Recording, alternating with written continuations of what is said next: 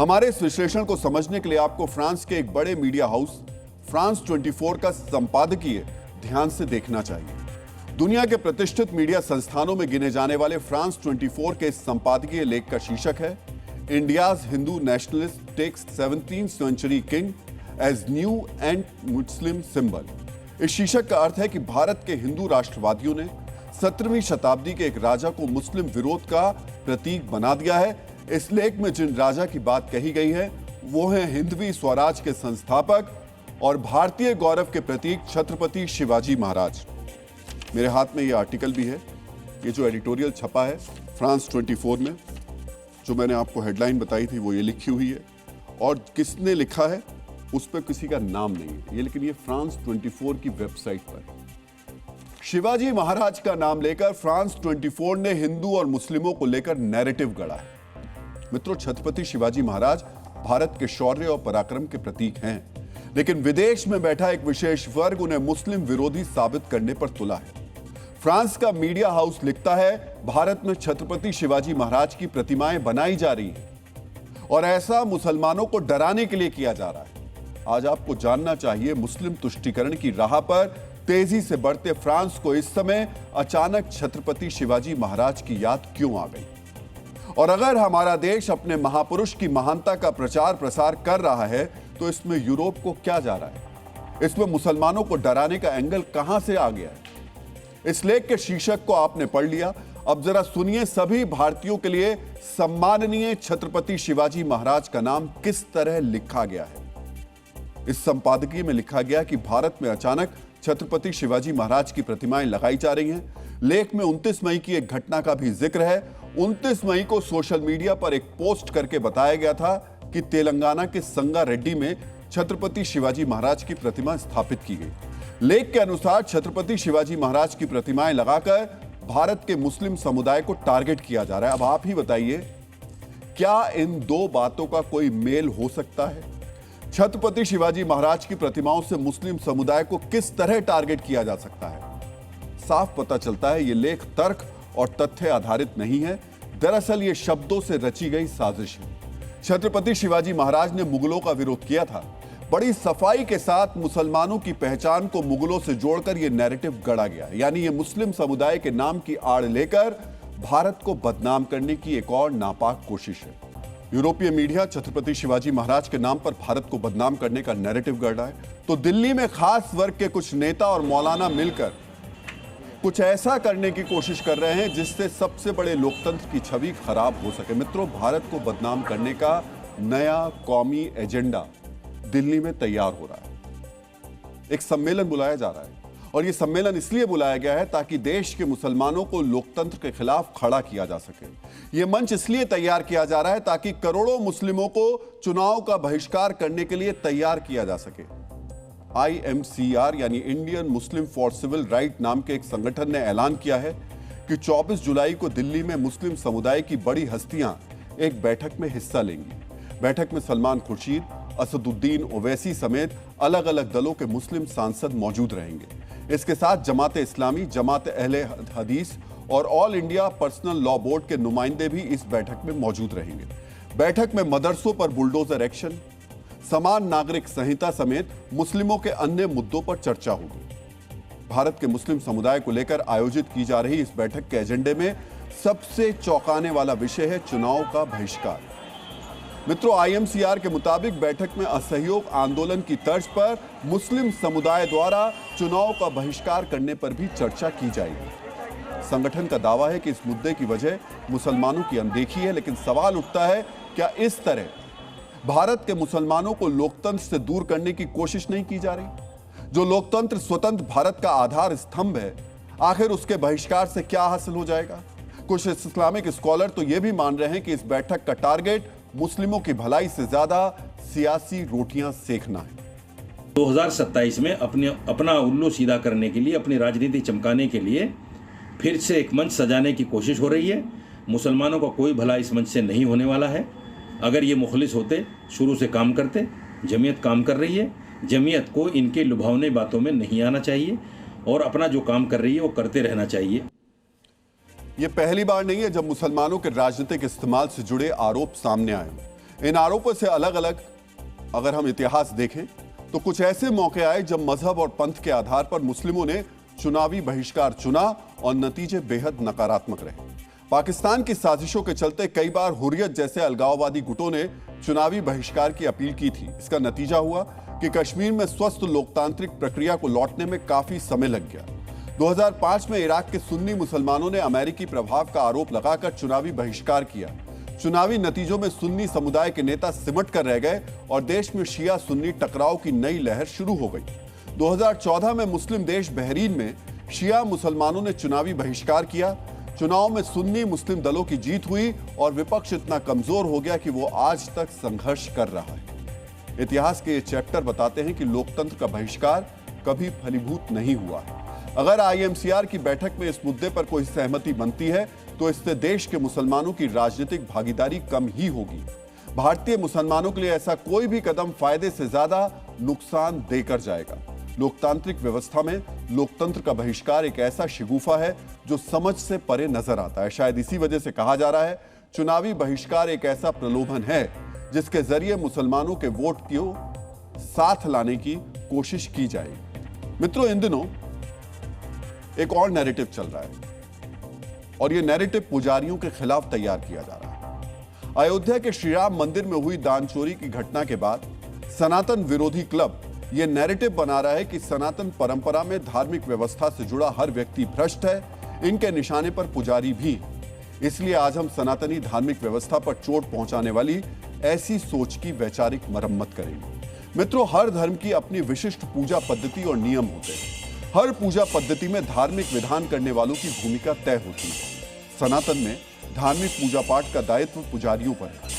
पुजारी वैदिक विधि विधान से मंदिर में पूजा अर्चना करते हैं। हमारी पूजा की थाली वो भगवान तक पहुंचाते हैं। भक्त और भगवान के बीच आस्था का पुल बनते हैं। पुजारी भक्त और भगवान के बीच आस्था और विश्वास की कुंजी होते हैं। लेकिन अब पुजारियों को अविश्वास के दायरे में धकेला जा रहा है। दान चोरी के नाम पर उनकी जेब, जी हां, पुजारियों की जेब काटी जा रही है। हरिद्वार के मनसा देवी मंदिर प्रशासन ने सख्त नियम लागू करने की घोषणा की है। नियम क्या है, इसे समझिए। अब मनसा देवी मंदिर में पूजा कराने वाले पुजारियों के कुर्ते में जेब नहीं होगी। मंदिर में पुजारियों के लिए बिना जेब वाला ड्रेस कोड लागू किया गया। मित्रों, यह सिर्फ एक मंदिर का मुद्दा नहीं है। मध्य प्रदेश में आगर मालवा बगलामुखी मंदिर में दान राशि में गड़बड़ी की शिकायत के बाद अखिल भारतीय अखाड़ा परिषद के अध्यक्ष महंत रविंद्र पुरी ने देश के सभी मंदिरों में सभी पुजारियों के लिए ऐसी व्यवस्था लागू करने का सुझाव दिया है।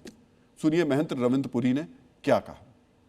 आपने देखा होगा नाना प्रकार के हमारे पास रोगी भी आते हैं, बोले गुरुजी मेरा ये जाप करो, मेरा हवन करो।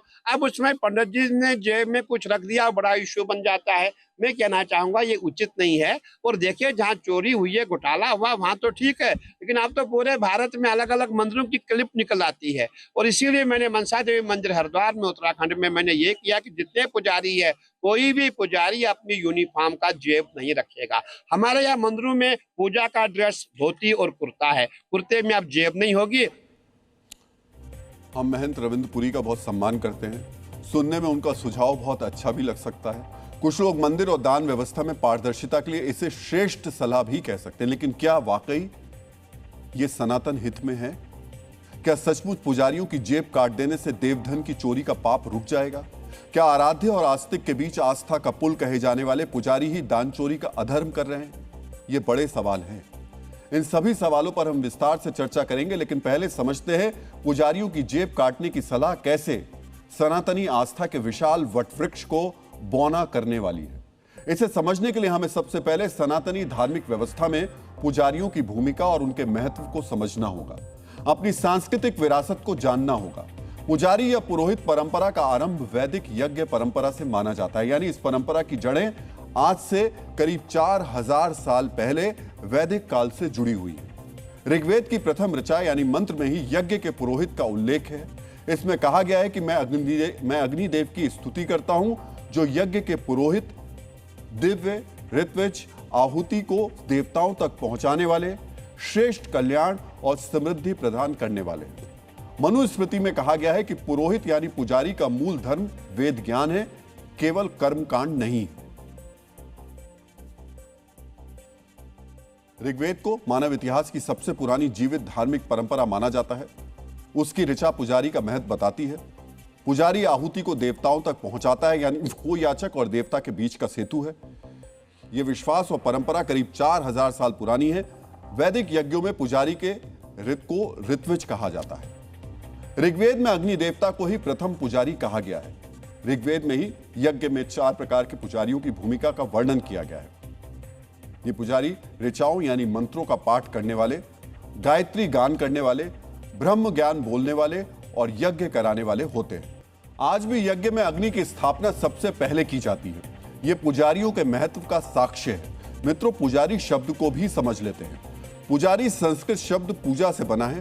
पूजा कराने वालों को पुजारी कहा जाता है। संस्कृत में पुजारी के लिए पुरोहित शब्द का प्रयोग भी होता है। पुरोहित यानी जो सबसे आगे रहकर सबका हित करे। यह वैदिक संस्कृति का प्राचीन और सम्मानजनक शब्द है। अब दान चोरी में इन्हीं पुजारियों की निष्ठा पर प्रश्न चिन्ह खड़ा किया जा रहा है। और वो भी क्यों? क्योंकि अयोध्या में कुछ धन लोभियों ने रामकोष से चोरी की। इसीलिए पारदर्शिता के नाम पर पुजारियों को भी संदेह के दायरे में खड़ा किया जा रहा है। ऐसा करने वालों को इसका एक फर्क भी समझना बहुत जरूरी है। अब जो हम बता रहे हैं उसे बहुत ध्यान से सुनिएगा, क्योंकि यह धर्म और प्रशासनिक व्यवस्था का अंतर है। इससे समझकर ही साफ होगा कि क्यों पुजारियों के जेब काटना सनातन को अपमानित करने जैसा है। हर धार्मिक स्थल पर 2 तरीके की व्यवस्था होती है, धार्मिक और प्रशासनिक। धार्मिक व्यवस्था से जुड़े लोग पूजा पाठ कराते हैं। प्रशासनिक व्यवस्था से जुड़े लोग ये सुनिश्चित करते हैं कि पूजा पाठ व्यवस्थित तरीके से हो, भक्तों को कोई परेशानी नहीं हो। अयोध्या में दान चोरी के आरोप में जिन 8 धनलोभियों की गिरफ्तारी हुई है, वो प्रशासनिक व्यवस्था से जुड़े थे, मंदिर ट्रस्ट के कर्मचारी थे, दान की गिनती करते थे, वो पुजारी नहीं थे। बहुत बारीक लेकिन बहुत बड़ा फर्क है। पुजारी इष्ट की पूजा करते हैं, अनुष्ठान करते हैं। वो दान में मिले नोट की गिनती नहीं करते हैं। वो आपकी हमारी भावनाओं को भगवान तक पहुंचाने का माध्यम बनते हैं। दान चोरी करने वालों की कोई विशेष योग्यता नहीं थी। उन्हें वैदिक और शास्त्रीय ज्ञान नहीं था। वो सामान्य डिग्री वाले सामान्य लोग थे जिन्होंने अपनी पहचान और रसूख से नोट गिनती की नौकरी प्राप्त कर ली थी। लेकिन पुजारी बनना आसान नहीं है। पुजारियों के लिए शास्त्र पूजा पद्धति का ज्ञान अनिवार्य है। इतना आवश्यक कि आगम शास्त्र कहता है कि मंदिर में प्राण प्रतिष्ठित विग्रह की पूजा केवल प्रशिक्षित अर्चक यानी पुजारी ही कर सकते हैं। समझिए, आराधना स्थल की व्यवस्था देखने वाले प्रशासनिक लोग भी धार्मिक होते हैं, लेकिन वो पुजारी नहीं होते हैं। पुजारी वो होते हैं जो वैदिक ज्ञान परंपरा से दीक्षित होते हैं, जो ईश्वर के विग्रह स्वरूप की पूजा करते हैं। अब इस अंतर को फिर से समझ लीजिए। राम मंदिर में दान चोरी का पाप उन लोगों ने किया जो मंदिर की व्यवस्था के एक छोटे से हिस्से से जुड़े थे। वो दान की गिनती करते थे। उनके हाथ में राम मंदिर की कोई धार्मिक व्यवस्था नहीं थी। वो प्रशासनिक व्यवस्था का हिस्सा थे। धार्मिक व्यवस्था पुजारियों का दायित्व है। दान चोरी के पाप में श्री राम के आराधक किसी पुजारी की भूमिका नहीं है। लेकिन रामकोष में सेंधमारी के पाप के बहाने पुजारियों को निशाना बनाया जा रहा है। इसलिए साधु संत पुजारियों की जेब काटने वाले सुझाव का विरोध कर रहे हैं। पुजारी भगवान का अर्चक जो होता है वो देवताओं का साक्षात अंश होता है। उसका अपमान नहीं करना चाहिए। और मंदिर में जो भी चढ़ावा आता है वो सब ट्रस्ट के पास चला जाता है। और पुजारी जो है वंश परंपरा से भगवान का अर्चन पूजन करता है। जहाँ जहाँ चोरी हुई है वहाँ पुजारियों ने कहीं चोरी नहीं की है। बगलामुखी में पुजारी ने चोरी नहीं की है। बगलामुखी में भी यदि चोरी हुई तो मैनेजमेंट के लोगों ने की है, अधिकारियों ने की है, कर्मचारियों ने की है। राम मंदिर में चोरी हुई है तो ट्रस्ट के लोगों ने की है, और ट्रस्ट के अधीनस्थ जो लोग काम करते हैं उन्होंने की। क्यों नहीं जेब होनी? क्योंकि ब्राह्मण चोर है क्या? ब्राह्मण पे आप जिस प्रकार से आरोप लगा रहे हैं या आदेश कर रहे हैं, क्या ब्राह्मण अपने जेब में पेन नहीं रख सकता? क्या उसको अधिकार नहीं है? बयान का उद्देश्य क्या है? आपने तो पूरे ब्राह्मण समाज को ही बदनाम करने का प्रयास कर रहे हो। चोरी कहीं भी हो सकती है, चाहे धार्मिक व्यवस्था हो या प्रशासनिक सिस्टम। इसमें शामिल कोई भी व्यक्ति चोर हो सकता है। लेकिन चोरी के बहाने पूरे धार्मिक सिस्टम को भ्रष्ट कहना, पूरी धार्मिक व्यवस्था पर सवाल उठाना सही नहीं है। पारदर्शिता के बहाने पुजारियों की विश्वसनीयता को संदिग्ध कहना उनकी जेब काटना उचित नहीं है। यह सनातनी व्यवस्था के आस्था, श्रद्धा, विश्वास को चोट पहुंचाने वाला आरोप है। सनातनी व्यवस्था में पुजारियों का महत्व कितना है, उन्हें क्यों हमारे और भगवान के बीच भरोसे की कुंजी कहा जाता है, इसे समझने के लिए हम आपको एक आंकड़ा शेयर कर रहे हैं। देश में करीब 10 लाख मंदिर हैं। हर मंदिर में औसतन 2 से 3 पुजारी होते हैं, यानी देश भर में 20 से 30 लाख पुजारी हो सकते हैं। जब भी आप और हम मंदिर जाते हैं तो श्रद्धा भाव से पूजा की थाली पुजारी को ही देते हैं। पुजारी यही थाली देवताओं के चरणों में अर्पित करते हैं और हमें आशीर्वाद देते हैं। सोचिए, अगर पुजारियों की निष्ठा और ईमानदारी पर लांछन लगाया जाए तो क्या होगा? क्या पुजारियों के लिए जो पवित्र भाव हमारे मन में रहता है वो रहेगा? कल जब हम में से कोई मंदिर जाएगा तो पुजारी को देखकर उसके मन में क्या भाव आएगा? मन में भाव आएगा, ये विश्वसनीय नहीं है, निष्कलंक नहीं है, इनकी नीयत ठीक नहीं है। इसीलिए पुजारी की निष्ठा और ईमानदारी पर सवाल सिर्फ पुजारी पर सवाल नहीं है, ये मंदिर, साधु संत, सनातन सभी पर सवाल है। इसलिए मंदिर में पूजा अर्चना से जुड़े लोग भी इस सलाह का विरोध कर रहे हैं। पूजन करती है, पुजारी है कि नहीं है? जी जी, हम ब्राह्मण व्यक्ति हैं। जेब है कि नहीं है आपके? रहती है जेब तो कटने वाली है। नहीं, जैसे हरिद्वार के मनसापूर्ण जो ट्रस्ट वाला मंदिर है, वहाँ तो रविंद्रपुरी ने पुजारियों को कह दिया कि भैया जेब वाले कपड़े पहन के नहीं आना। ये तो सब जितने भी संत हैं, जैसे कि अभी रविंद्रपुरी महाराज जी ने हमारे बारे में, जो ब्राह्मणों के बारे में, पुजारी के बारे में बोला है, ये अपमानजनक बातें कर रही है। उन्होंने जेब तो रहनी चाहिए। पुजारी टारगेट हो रहे हैं, बिल्कुल टारगेट हो रहे हैं, बिल्कुल टारगेट हो रहे हैं पुजारी। हाँ। क्योंकि एक प्रकार से ये राम मंदिर को मुद्दा बना, जो मुद्दा उठा है दान चोरी का, उसे भटकाने की कोशिश की जा रही है और उसे पूरा धर्मद्वार पुजारी के ऊपर लेकर के कोशिश कर रहे हैं। पुजारी एक सॉफ्ट टारगेट होता है सभी के लिए, इसलिए जो दिखता है पुजारी पे टारगेट करता है। जो दान दक्षिणा वाली बात उन्होंने कही कि ये उनको नहीं देना चाहिए, उनके जेब हटा लेना चाहिए। अरे भाई, ब्राह्मण अपना काम करेगा, अपना कर्मकांड करेगा तो जजमान उसको उसकी प्रसन्नता से दक्षिणा जो देगा तो उसी के पास देगा ना। पुजारी तो भगवान की सेवा करके यजमानों की दक्षिणा पे अपने परिवार का प्रतिपाल करा, लेकिन तो लूट रहे, खसूट रहे, अपनी जेब भर रहे। मित्रों, इसे कोई छोटा मोटा मुद्दा मत समझिएगा, ये बहुत गंभीर मुद्दा है। आपने देखा फ्रांस 24 किस तरीके से छत्रपति शिवाजी महाराज के बहाने हिंदुत्व को टारगेट कर रहा है, मुसलमानों को डरा रहा है, अंतर्राष्ट्रीय स्तर पर साजिशें रची जा रही हैं। ऐसे में अयोध्या में भगवान राम के मंदिर में जो महापाप हुआ, उसके बहाने कुछ लोग पूरा का पूरा एजेंडा इसे धार्मिक दृष्टि से बनाकर प्रोजेक्ट करने की कोशिश कर रहे हैं। और देखिए, हुआ भी यही। अब रह देकर वो व्यक्ति जिससे कोई मतलब नहीं था, पुजारी, उनको टारगेट किया जा रहा है, उनकी विश्वसनीयता पर सवाल उठाए जा रहे हैं। ये एक बहुत गंभीर मुद्दा है। जी न्यूज़ इन मुद्दों को बिल्कुल छोड़ता नहीं है। हम अपना स्टैंड लेते हैं और उस स्टैंड पे कायम रहते हैं। हम पुजारियों के साथ हैं। हमने आपके लिए देश भर के 29 लाख से ज़्यादा पुजारियों के लिए एक संवाद तैयार किया है। हम लोग ग्राउंड पर गए, तमाम पुजारियों से, साधु संतों से मिल करके हमने एक विशेष कार्यक्रम तैयार किया है। कल सुबह 9 बजे जी न्यूज़ पर यह कार्यक्रम आएगा। इस संवाद को बिल्कुल मिस मत कीजिएगा, क्योंकि यह आपकी आस्था से जुड़ा हुआ है। ये जो थाली लेकर जाते हैं ना मंदिर में आप, वो जो मंदिर में आपके तिलक लगाते हैं माथे पर, ये उनकी विश्वसनीयता पर सवाल है। इस कार्यक्रम को देखिएगा और हमें राय जरूर दीजिएगा। अगर आपकी राय हमें मिलती रही तो इस मुहिम को हम लगातार जारी रखेंगे। डीएनए मित्रों, अब हम ऐसे विषय का विश्लेषण करने वाले हैं जो सीधे सीधे आपसे जुड़ा हुआ है। इस वक्त देश में E20 यानी 20% इथेनॉल मिश्रित पेट्रोल को लेकर बहस छिड़ी हुई है। सोशल मीडिया से लेकर सड़क तक, पेट्रोल पंप से लेकर मैकेनिक की दुकानों तक, हर जगह लोग E20 की चर्चा कर रहे हैं। कुछ लोग सवाल पूछ रहे हैं, क्या इथेनॉल मिश्रित पेट्रोल से गाड़ियां खराब हो रही हैं? क्या इथेनॉल की वजह से गाड़ियों के इंजन फेल हो रहे हैं? क्या इथेनॉल से गाड़ियों में जंग लग रही है, पार्ट पुर्जे बेकार हो रहे हैं? क्या इथेनॉल की वजह से गाड़ियों का माइलेज कम हो रहा है?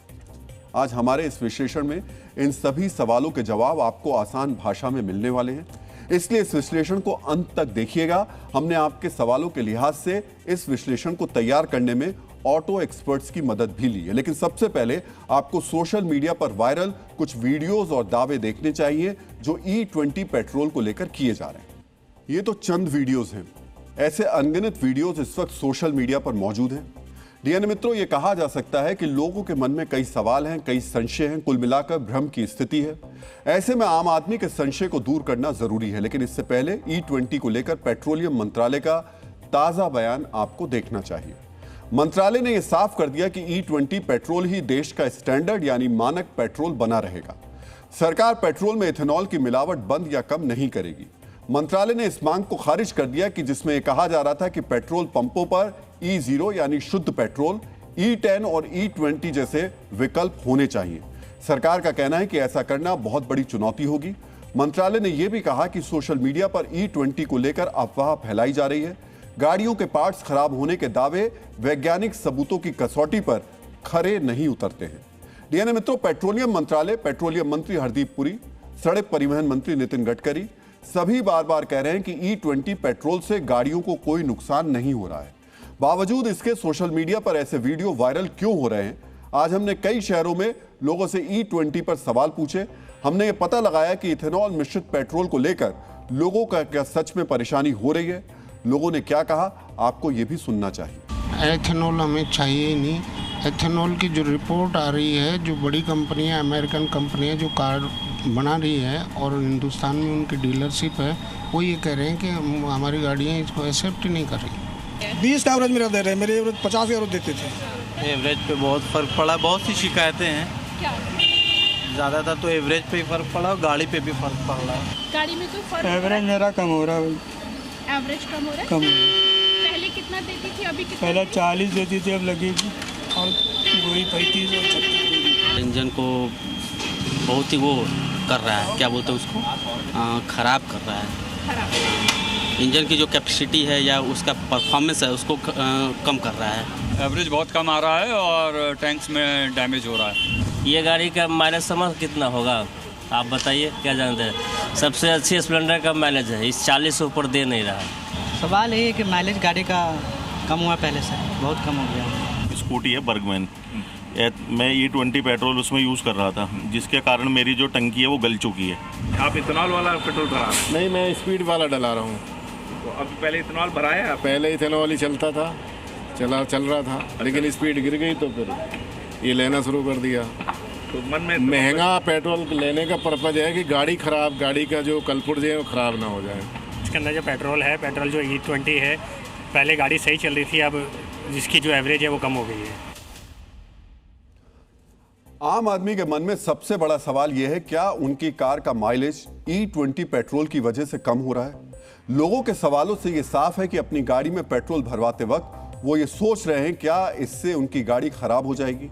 इस अविश्वास को खत्म करना जरूरी है। इसलिए आज हमने ऑटो एक्सपर्ट्स को जी न्यूज़ के दफ्तर में बुलाया, लोगों के सवाल उनसे पूछे, गाड़ियों पर इथेनॉल मिश्रित पेट्रोल के असर को लेकर उन्होंने क्या कहा सुनिए और उसके बाद इनकी बातों पर जरा सोचिए।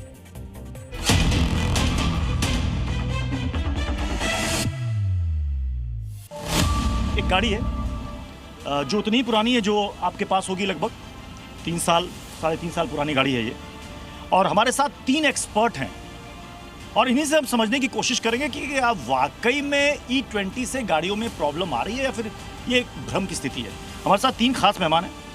विकास शर्मा जी हैं जो कि मैकेनिकल इंजीनियर हैं और गाड़ियों के अच्छे जानकार हैं, और अमित खरे जी को आप जानते ही होंगे। अमित खरे जी हमारे साथ हैं, ऑटोमोबाइल एक्सपर्ट हैं, और साथ ही हमारे साथ है विवेक बनर्जी, जनरल सेक्रेटरी हैं ये दिल्ली पेट्रोल डीलर्स एसोसिएशन के। सबसे पहले विकास जी, ये इथेनॉल से गाड़ियों में प्रॉब्लम हो रही है क्या? सर एज सच मेरे पास कोई डाटा या मेरे पास कोई ऐसा केस नहीं है जिसमें मैं आपको ये बता सकूं कि प्रॉब्लम हो रही है या नहीं हो रही है। सो मेरा अभी तक भी आंसर इज़ नो, बिकॉज मेरे पास कोई प्रैक्टिकली ऐसा डाटा या नहीं है जिससे मैं आपको बोल सकूं कि प्रॉब्लम हो रही है। मेन प्रॉब्लम कहाँ आ रही है? फ्यूल इंजेक्टर में, फ्यूल पंप में? जरा यहाँ बता पाएंगे? एक्चुअल में जो सबसे बड़ी प्रॉब्लम आ रही है वो आ रही है फ्यूल पंप की। अच्छा। उसके फिल्टर क्लॉग हो रहे हैं और फिल्टर क्लॉग होने से फ्यूल पंप खराब हो रहा है। फ्यूल पंप आगे नहीं पीछे होता है। ओके, हाँ।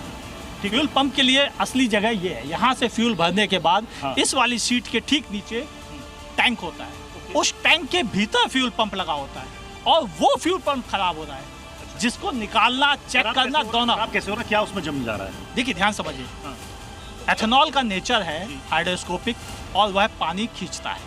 जब पानी उसके भीतर थोड़ा सा भी पहुंच जाता है तो वह अपना रिश्ता पेट्रोल के साथ तोड़ देता है, कहता तू अलग मैं अलग, और जब नीचे जाके बैठ जाता है। अब पानी है थोड़ा सा तो अपने साथ एल्गी, काई, ये सब चीजें और गंदगी सब इकट्ठा करेगा अपने पास। E20 नहीं भरा रहा उसमें ये प्रॉब्लम है। जो E20 नहीं भरा रहा है ऐसा शायद ही कोई बचा है, क्योंकि लगभग सभी फ्यूल प्रीमियम पेट्रोल में भी कैटेगरी है कि जो 95 ऑक्टेन है वह भी E20 के साथ में है। अच्छा हाँ, केवल वो फ्यूल जो जीरो एथेनॉल के साथ है उसकी कीमत है 162 रुपए। केवल वो फ्यूल खाली है, बाकी सारे फ्यूल में अपना होगा। इथेनॉल की वजह से माइलेज गिर रहा है? मोस्ट प्रोबेबली सर ये बोल सकते हैं, बिकॉज इसमें बहुत सारे डाटाज इकट्ठा हुए हैं and I have read those datas कि yes it has affected the कितने परसेंट गिर रहा है? जो बोला गया है वो 10 to 20% तक इफेक्ट करेगा। 10 to 20% इफेक्ट करेगा? Yes, it will effect sir. मैं इस चीज़ से एकदम सहमत नहीं हूँ कि 20% कम होता है, क्योंकि अगर आप इसकी कैलोरीफिक वैल्यू देखें तो वो 30% कम है, और 30% इंटू 20% आपकी एथेनॉल की वो है, तो ज़्यादा से ज़्यादा ये 6 से 7% कम हो सकती है। 6 से 7%। E20 पेट्रोल को लेकर आपके मन में जो सवाल थे उनमें से कई सवालों के जवाब आपको मिल गए होंगे, लेकिन आप यहां ये सोच रहे होंगे कि सोशल मीडिया के दावों का क्या, जिसमें यहां तक कह दिया गया कि E20 पेट्रोल की वजह से उनकी गाड़ियां खराब हो गई। एक यूट्यूबर ने यह तक दावा कर दिया कि E20 पेट्रोल की वजह से उनकी नई टोयोटा फॉर्च्यूनर गाड़ी खराब हो गई। डीएनए मित्रों, सोशल मीडिया पर जो दावे किए जा रहे हैं वो किस आधार पर किए जा रहे हैं, इसकी कोई ठोस जानकारी नहीं दी जाती। E20 पेट्रोल को लेकर जो रील्स शेयर की जा रही हैं उसकी विश्वसनीयता पर सवालिया निशान है, लेकिन इन रील्स और इन दावों के अलग आपको देश की सबसे बड़ी कार निर्माता कंपनी मारुति सुजुकी के सीनियर अधिकारी राहुल भारती इथेनॉल की वजह से गाड़ियों के कलपुर्जे खराब होने वाले दावों पर क्या कह रहे हैं, उनको ध्यान से सुनना चाहिए। E20 को साल 2023 में लागू किया गया। उसके 2 साल बाद 2025-26 वित्तीय वर्ष बाद मारुति सुजुकी के पास बहुत बड़ा सर्विस नेटवर्क है। हमने 2.84 करोड़ गाड़ियों की सर्विसिंग की है। इनमें से 1.50 करोड़ से ज्यादा गाड़ियां 3 साल या उससे भी पुरानी थी। इसका मतलब यह है कि वो E20 सर्टिफाइड नहीं थी। हमने इन गाड़ियों में E20 पेट्रोल की वजह से किसी भी प्रकार की कोई दिक्कत नहीं पाई है। डीएनए मित्रों, E20 पेट्रोल को लेकर सरकार और कार निर्माता कंपनियों ने अपना अपना पक्ष साफ कर दिया है, लेकिन आपको मौजूदा कारों पर E20 पेट्रोल के असर को लेकर एक रिपोर्ट भी देखनी चाहिए। भारत सरकार के भारी उद्योग मंत्रालय के अंतर्गत आने वाली ARAI यानी automotive research association of India ने 2021 में अपनी ये रिसर्च पब्लिश की थी। ARAI की इस स्टडी में पाया गया कि जो वाहन केवल E10 यानी 10% इथेनॉल मिश्रण वाले पेट्रोलों के लिए बने हैं, अगर उनमें लगातार E20 पेट्रोल का इस्तेमाल किया जाए तो उनके फ्यूल सिस्टम के रबर पार्ट्स कमजोर होने लगते हैं। इससे गाड़ी के पाइप, गास्केट, सील और जो ओ रिंग्स जैसे रबर से बने हिस्सों की गुणवत्ता में गिरावट देखी गई। अध्ययन में साफ तौर पर कहा गया कि लंबे समय में इन पार्ट्स को बदलने की जरूरत पड़ सकती है। इस रिपोर्ट में यह भी कहा गया कि वाहन के लोहे या धातु वाले पार्ट्स पर इस नए ईंधन का कोई बुरा असर नहीं देखा गया। साथ ही E10 कारों में E20 डालने पर भी प्रदूषण का स्तर तय सरकारी सीमाओं के भीतर ही रहा। डीएनए मित्रों, E20 पेट्रोल को लेकर एक बड़ा सवाल गाड़ी के माइलेज पर भी है। लोगों के मन में यह सवाल है, क्या पेट्रोल में 20% इथेनॉल मिलाने से गाड़ी का माइलेज कम हो गया है? इसका जवाब जानने से पहले आपको यह जानना चाहिए कि माइलेज होता क्या है। माइलेज का मतलब है आपकी गाड़ी 1 लीटर ईंधन में कितनी दूरी तय करती है। उदाहरण के लिए, अगर आपकी कार 1 लीटर पेट्रोल में 20 किलोमीटर चलती है तो आपकी कार का माइलेज 20 किलोमीटर प्रति लीटर होगा। ARAI की रिपोर्ट में यह पाया गया कि E10 पेट्रोल के लिए बनी गाड़ियों में अगर E20 पेट्रोल डाला जाए तो माइलेज 2 से 6% तक घट जाएगा। BPCL यानी भारत पेट्रोलियम कॉर्पोरेशन लिमिटेड के एग्जीक्यूटिव डायरेक्टर अनुराग सारवी भी माइलेज गिरने की बात को स्वीकार कर रहे हैं। इथेनॉल का माइलेज सामान्य पेट्रोल से 30% कम होता है। E20 पेट्रोल को लेकर एक पक्ष तो यह है कि गाड़ियों का माइलेज कम हुआ है, लेकिन क्या आप जानते हैं कि केंद्र सरकार पेट्रोल में इथेनॉल के मिश्रण को बड़ा माइलस्टोन क्यों मान रही है? पेट्रोलियम मंत्रालय ने कल अपनी प्रेस रिलीज में कुछ आंकड़े पेश किए हैं जो आपको देखने चाहिए। भारत पेट्रोल के लिए दूसरे देशों पर निर्भर है, लेकिन इथेनॉल की मिश्रण की वजह से भारत ने 316 लाख मीट्रिक टन कच्चे तेल की बचत की है। ईरान युद्ध की वजह से पैदा तेल संकट के बीच यह आंकड़ा काफी मायने रखता है। इथेनॉल मिश्रण की वजह से तेल के लिए निर्भरता तो कम होती ही है, भारत का विदेशी मुद्रा भंडार भी बढ़ता है। इथेनॉल ब्लेंडिंग की वजह से भारत को करीब 2 लाख करोड़ रुपए की बचत हुई है। इथेनॉल के उत्पादन के लिए भारत सरकार ने किसानों से जो गन्ना और मक्का खरीदा उससे भारत के अन्नदाताओं को 1,60,000 करोड़ का फायदा हुआ है। पेट्रोल में इथेनॉल मिलाने से प्रदूषण भी कम हुआ। 952 lakh metric ton carbon dioxide उत्सर्जन हुआ। अब सवाल यह उठता है, जब E20 के नुकसान से ज्यादा फायदे हैं तो फिर इसे लेकर विवाद क्यों खड़ा हुआ है? और जब देश में सालों से इथेनॉल मिश्रित पेट्रोल मिल रहा है तो यह विवाद अभी क्यों शुरू हुआ है? पेट्रोलियम मंत्रालय का मानना है कि जब से भारत सरकार ने पेट्रोल में 85% इथेनॉल मिश्रण की घोषणा की है, तब से एक खास लॉबी भ्रम फैला रही है। सरकार का मानना है कि सोशल मीडिया के जरिए फेक नैरेटिव फैलाया जा रहा है। डीएनए मित्रों, आपको यह जानना चाहिए कि पेट्रोल में इथेनॉल मिश्रण का यह प्रोग्राम रातों रात नहीं शुरू किया गया, बल्कि इसकी तैयारी दशकों से की जा रही है। भारत में पेट्रोल में इथेनॉल मिश्रण की पूरी टाइमलाइन अब आपको बहुत ही ध्यान से देखनी चाहिए। साल 2001 में इसे प्रयोग के तौर पर ब्लेंड करने के कार्यक्रम की शुरुआत हुई। इसकी औपचारिक घोषणा 2004 में की गई। 2006 तक कई राज्यों में E5 यानी 5% इथेनॉल मिश्रण को लागू किया गया। इसकी जानकारी यूपीए सरकार ने 2013 में आधिकारिक तौर पर दी थी। तब 10 राज्यों और केंद्र शासित प्रदेशों में 5% इथेनॉल मिश्रण का लक्ष्य तय किया गया था, लेकिन 2014 तक ये 1.5% पर ही रहा। सरकार ने 2018 में जैव ईंधन पर राष्ट्रीय नीति की शुरुआत की। इथेनॉल पर जीएसटी 18% से घटाकर 5% कर दी गई। तेल कंपनियों के साथ तेल संयंत्र तैयार किए गए। 2020-21 में पेट्रोल में 8.1% इथेनॉल मिलाया जाने लगा। 21-22 में यह बढ़कर 10% हो गया। 22-23 में पेट्रोल में 12% इथेनॉल का मिश्रण किया जाने लगा। 23-24 में यह बढ़कर करीब 15% हुआ। 24-25 में करीब 19% और 25-26 में E20 पेट्रोल देश में स्टैंडर्ड पेट्रोल बन गया।